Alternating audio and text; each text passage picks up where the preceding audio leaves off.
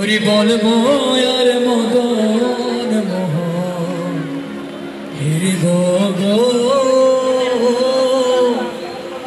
সে বৃন্দাবনে ভগবান শ্রীকৃষ্ণ বাঁশি বাজাচ্ছেন। আমরা সেই বংশী ধরে শুনতে পাবো।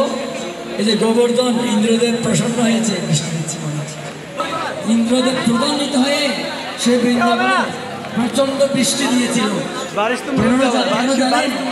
ভগবান শ্রীকৃষ্ণ ইন্দ্র পূজা বন্ধ করে দিয়েছিল, সেজন্য সেই বৃষ্টি দিয়েছিল ইন্দ্রদেব। এখনো মনে ইন্দ্রদেবের সেই লীলা স্মরণ হচ্ছে, হরিব এমন বৃষ্টি দিয়েছিল সে বৃন্দাবনে, পুরা বৃন্দাবন ভাসিয়ে দিয়েছিল। আর সমস্ত ইন্দ্রদেব এত সংকল্প মেঘকে আহ্বান করতে বিশাল গর্জন দিয়েছে সে বৃন্দাবনে।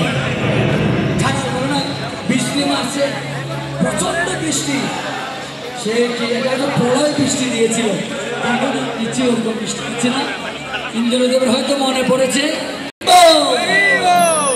তখন কৃষ্ণ কি করেছিল, সে বৃন্দাবনে গোবর্ধন পর্বতকে কনিষ্ঠ আঙ্গুলে উপরের দিকে তুলে সমস্ত ব্রজবাসীদের, বৃন্দাবনবাসীদের সে পাহাড়ের নিচে, গোবর্ধনের নিচে সেখানে ছিল। কয়দিন ছিল?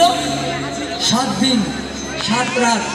কনিষ্ঠ আঙ্গুলে আঙুর ধরেছে, এক হাতে বাঁশি বাজাচ্ছে, এক হাতে বাঁশি আর এক হাতে পাহাড় ধরে আছে উপর দিকে, আর ছাতার মতো সবাই পাহাড়ের নিচে।